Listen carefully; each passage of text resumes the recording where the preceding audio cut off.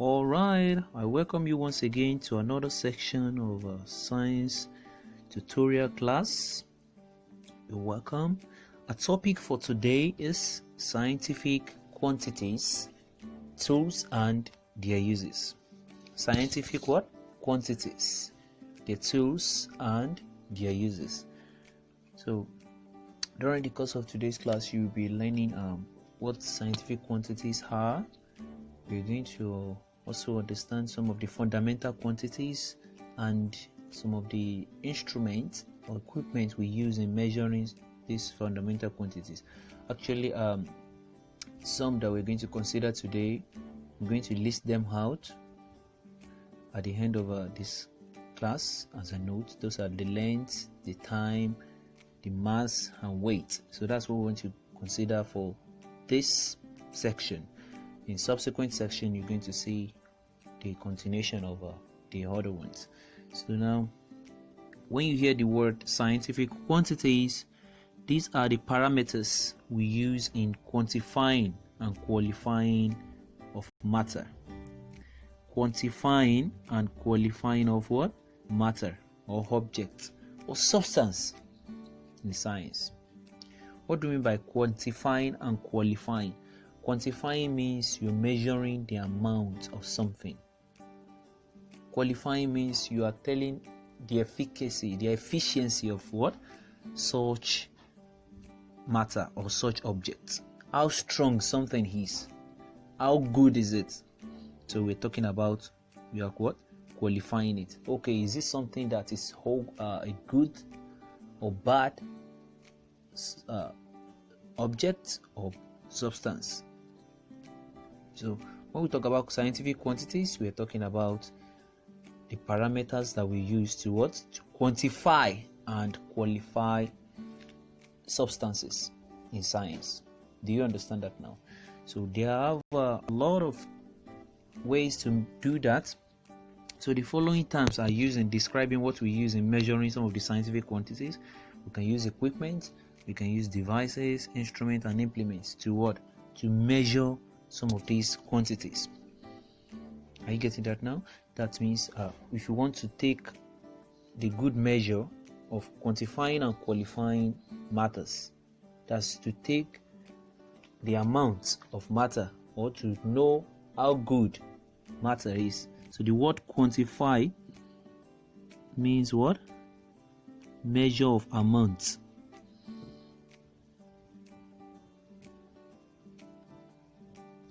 Why the word qualify means measure of what? How good. Excuse me, let me write it properly. How good.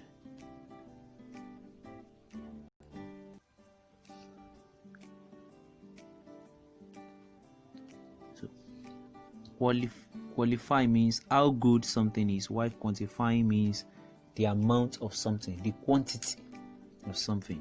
I hope you understand that now. So that is that about qualifying and quantifying.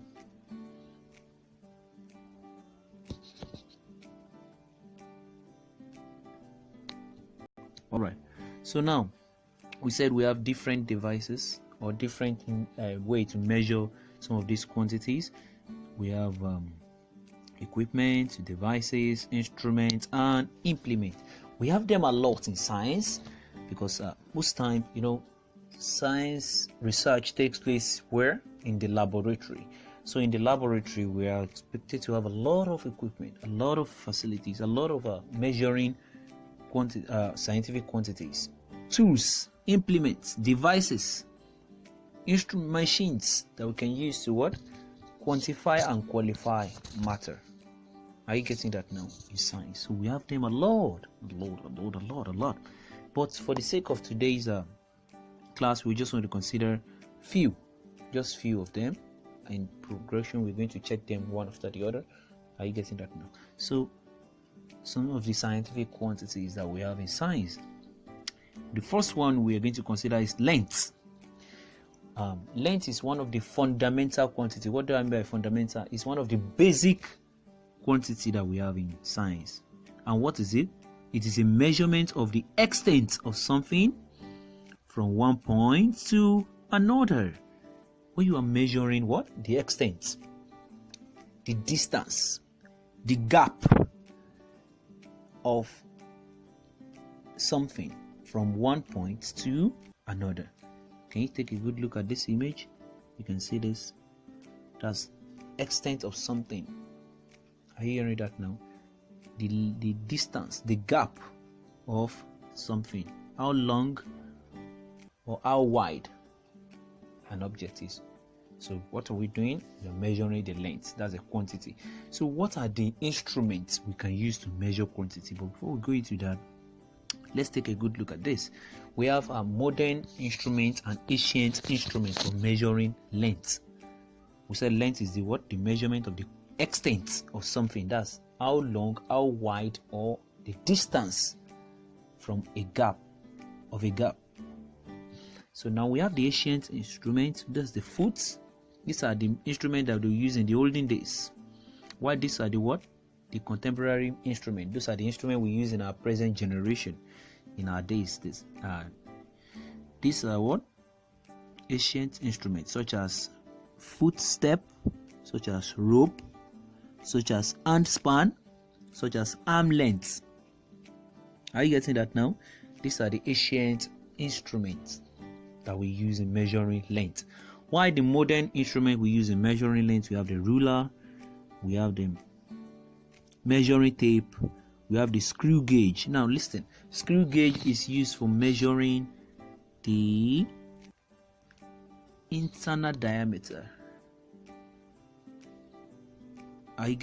Vernier caliper is used for measuring internal diameter of objects like test tubes. How many of you I don't know if you've come across a test tube before, or let's take a good look at this. Have you come across a beaker before?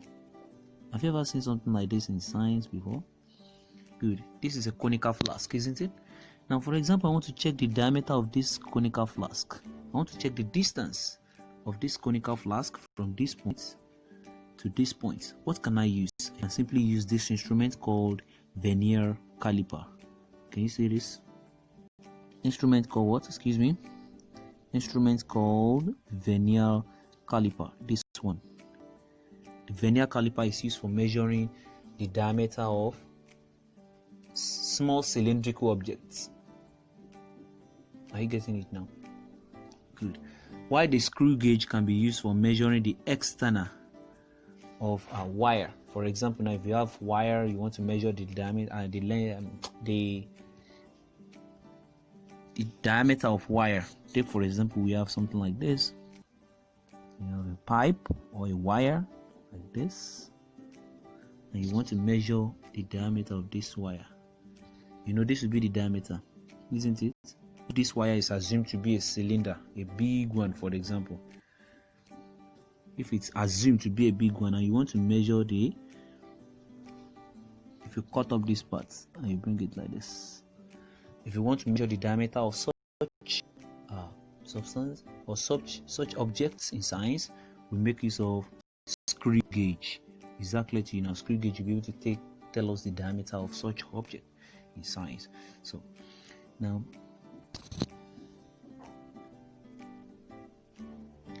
we also have measuring of lengths and the metric units. We have some of the customary ways of measuring length. We have the inches, we have the foot, we have the yard, we have the miles. So these are the way they work in hand to hand. We have inches and meters, foot, centimeters, when you say meters and kilometers. So these are the metric units of length. Are you getting that now?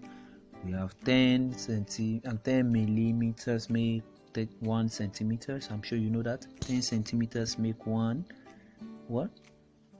Decimeter. 10 decimeters make 1 meters. 1000 meters make 1 kilometers. Exactly. You know some of those things. Here are they. We have 10 millimeters equals to what?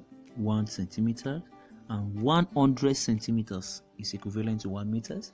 At the same time, we have 1000 meters make 1 kilometer. So kilometer is the highest length for highest metric unit of length why the smallest metric unit of length is, we can have millimeters, but when you get to other classes, we can introduce you to nanometers. Exactly to you now. Very good.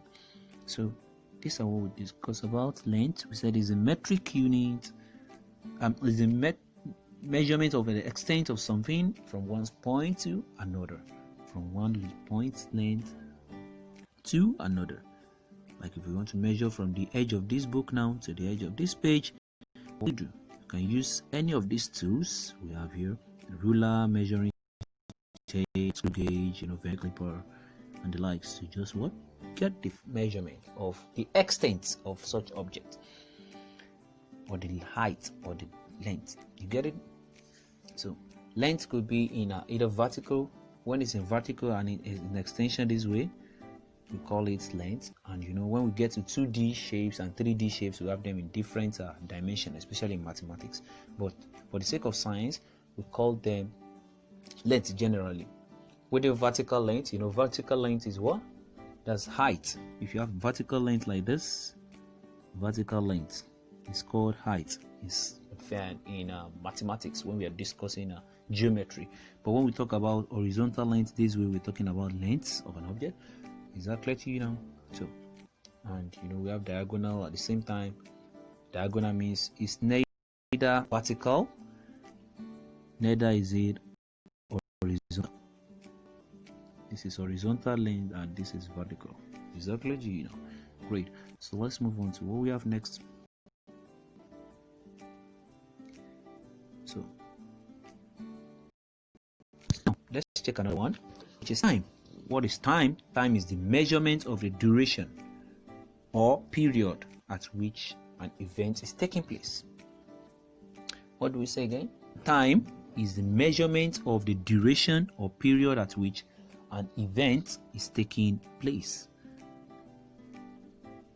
Now, for example, as I'm talking now, I'm using time, isn't it? It's a unit of life. Is a unit at which you measure what takes place at that particular moment. Take for example, if you're having class by so period, we should be in class by this period. What are we talking about? It means at so time, at so period, at a particular duration, what? And that particular event must take place, should take place. So when you're measuring the duration, how long, or the period of an event, you are measuring time in science. So we make use of a lot of devices in measuring time. However, we have some units that we can use to measure time. I call it metric units of measuring time. We have the nanoseconds, we have the milliseconds, we have the seconds, we have the hours, we have the days, we have the week, we have the months, we have the years, we have the decade, we have the century, we have the millennium. Exactly, great.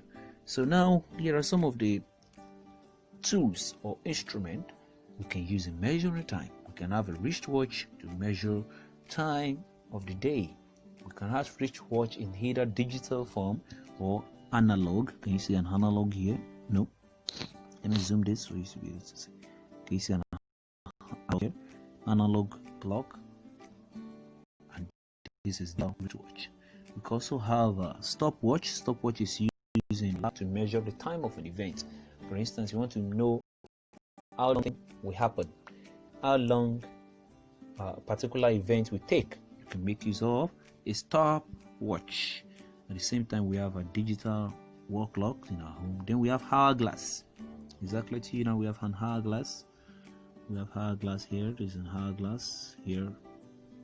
This one. This is an hourglass. We also have a calendar. Calendar is used for measuring what? Days, weeks, years, millennium, century. Then we also have a pendulum clock.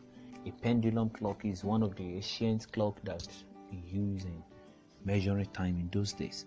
However, the ancient way to measure time, I didn't include it here because it might not be asked frequently in questions, but one of the ways you can measure time in the olden days is through the use of animals.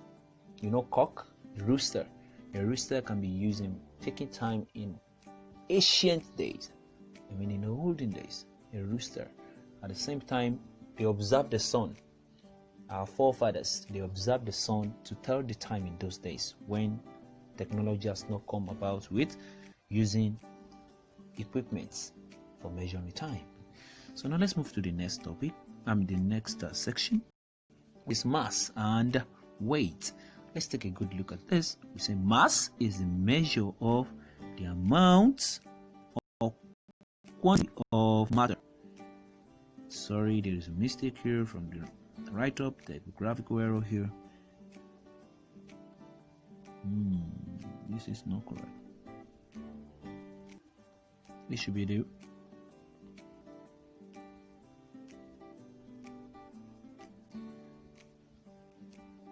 now the measure of the amount of quantity of matter in an entity. What do you mean by this? When you are measuring the amount of substances, amount of quantity present in an object, how heavy, how big, or how small an object is. That's you're taking up the mass. But when we talk about the weight, weight is the gravitational force acting on an object that is falling freely under the Earth's surface. Can you see this? When we talk about mass, we're talking about the quantity of matter in an object. Quantity of what? Matter in an object or an entity. Entity could be anything. It could be air. It could be any form, any state of matter. Good. So why weight is the what? The gravitational force acting on an object falling freely under the Earth's surface. So I'd like you to pay more attention in this section because I want to use this opportunity to explain little about the two, which is the mass and weight. Mass is the quantity of what? Matter in an object. It deals with the atoms, how plenty, how much such object contains, how many molecules it has, how many atoms it has. You understand it now? Why weight is what? When an object is falling freely on the Earth's surface. You get it now? The force acting on a free falling object. Now, what is even gravity? Let's take a good look at this. You see, when an object is falling freely from the surface, it has been believed by scientists that objects suspended in the air will definitely come to the ground except there is an attached rope to such object or something is hanging it in the air. If it's not hanging in the air, it will definitely what? Drop on the Earth's surface. So we believe that there is a force that attracts every object down to the surface of the Earth. So that force is what we call force of gravity. This is a force acting on the free falling objects on the surface of the Earth. What do we mean by that? If any object is allowed to fall down freely, is allowed to be thrown up, it will definitely come down. So what is bringing it down is called gravitational force. Are you getting that now? So where is this force coming from? You should have such question from your mind. Then what on earth? Where on earth does this force keeps acting on every object that is being suspended in the air? Now here comes a nice answer to your question. That the planet Earth obtains its gravitational energy or its gravitational force from the influence of the sun. The sun provides all the planets with solar energy and at the same time gravitational energy. That's gravity. Are you getting it now? So it's the sun that keeps all the 9 planets in their proper orbits that they rotate and revolve around. So now, what are the standard units for measuring weight? What do we mean by standard or scientific units? The main units that we can use for measuring these two entities, the unit we use in measuring weight is Newton. There is a man called Isaac Newton. He was the one that he said, wow, objects falls freely under the influence of nothing. So what is that thing? So he sat down to discover it as a scientist, and he came up with some hypotheses or some theories. You get it now? So we have the weight is measured in Newton, while the mass is measured in grams or kilograms. So I hope you understand the difference between mass and weight now. Mass is what? The quantity of matter in an entity, while weight is the measure of the gravitational force acting on an object. Can you take a good look at this? These are some of the instruments we can use in measuring of weight and at the same time measuring of mass. The instrument we can use in measuring weight include spring balance. We have compressed balance of scales. Then we also have weighing scale. We use this one to measure our weight. You know that, right? We can use this for meat, for substances, or other objects. While this one we use it for measuring heavier objects. Like you have it in different scales. Some are in very big scale, some are in very small or minute scale that you can just put them in your pocket.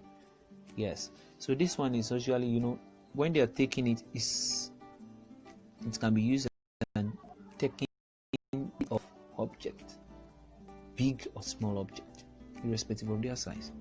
This will tell us how much gravity is acting on that object. So now here we also have instruments for measuring mass. We have the beam balance. Can you say the beam balance? Beam balance. Please don't mix it up. Beam balance is used for measuring mass. That's the quantity of matter in an object. At the same time, we have electronic weighing balance. Electronic weighing balance can also be used for taking the weight and the mass of substances, especially in the laboratory, such as powdery substance, you know, such as solid, liquid, any form of substance. So we have this electronic balance or electronic weighing balance in two types. We have the one that have a vacuum and the one that doesn't have a vacuum. Exactly, you know. So the one that has vacuum has a reason for that, but when you get to our class, we're going to establish the reason what behind it. But for the sake of this video, let me just share with you the one that doesn't have this vacuum. This one has vacuum. That's a glass. Why this one doesn't have a glass? It's because if you want to measure accurate mass of an object, this is the best. It takes the accurate mass of the object without interference of the air. But you know, this one is free. So if you put any object on this one now, it can just measure the weight, and you know, air can allow some objects and some particles to be misbehaving with it. Weight exactly to you now. Great. So now that brings us to the end of today's class. I hope you enjoyed the class. Thank you very much. If you like this video, please give a thumbs up and a subscription button, and I see you in the next time.